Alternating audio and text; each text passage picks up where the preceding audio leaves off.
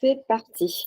Donc là, aujourd'hui, je vais vous parler du thème de demander de l'aide. Pourquoi? Parce qu'aujourd'hui, cette semaine, on a fait une séance avec une cliente qui a beaucoup tourné autour de ce thème-là parce qu'elle est très, très, très perfectionniste.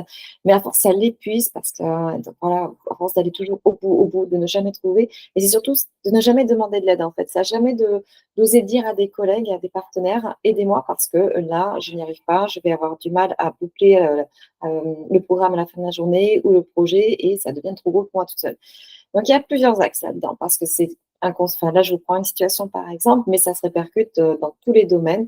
Par exemple, dans la vie perso aussi, on voit beaucoup ce mécanisme avec les mamans, par exemple, qui ont du mal à demander de l'aide avec leurs enfants pour leur quotidien parce qu'il y a aussi une question de fierté, de dire bah, je peux y arriver tout seul, ce sont mes choix, je m'assume. Enfin, il peut y avoir plein de choses qui passent par la tête et on s'entête tout seul à se mettre soi-même dans la mouise, soi-même dans la merde, jusqu'à vraiment être dans un épuisement physique et mental.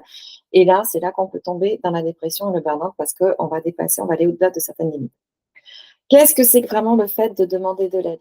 Pour moi, demander de l'aide, c'est un acte d'amour.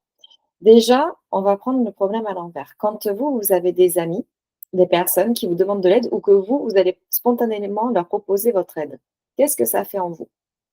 En général, ça vous fait du bien. Vous aimez ça parce que vous dites: «Je me rends utile» et puis l'autre, si elle me demande de l'aide, c'est parce qu'elle me fait confiance, qu'elle pense que je peux l'aider. Donc en plus, c'est gratifiant, ça nourrit la confiance en soi. Enfin, je pense qu'on est tous d'accord pour se dire que quand on aide quelqu'un avec le cœur, ça rapproche, ça fait des rapports humains, ça nous nourrit et du coup, quand on voit tout ce que ça nous apporte à nous d'aider les autres, pourquoi on ne fait pas ce cadeau-là aux autres? De leur dire: «Bah, toi aussi, je te donne la possibilité de m'aider parce que je sais que non seulement moi j'en ai besoin, ça va me faire du bien, mais qu'en plus toi aussi ça te fait du bien, ça t'apporte quelque chose et ça te met en joie». Donc en fait, dans le fait de ne pas demander de l'aide, c'est qu'en fait vous mettez une barrière, vous empêchez même l'autre de pouvoir être heureux, de pouvoir, partager avec vous, de pouvoir, un petit peu mettre sa pierre à l'édifice dans votre vie et de créer du lien.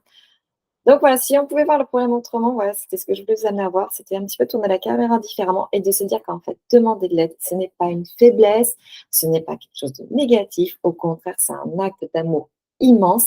C'est un amour envers vous-même parce que vous acceptez qu'il y a des choses que vous ne pouvez pas faire seul et que en fait, vous épuisez, vous vous faites du mal. Donc en demandant de l'aide, vous vous faites du bien, mais en plus, vous faites du bien à la personne à qui vous donnez l'opportunité de vous aider. Voilà, c'était un thème qui m'est venu cette semaine. Donc, si vous avez des commentaires, vous les mettez sous la vidéo et au plaisir d'en discuter une prochaine fois. Salut tout le monde.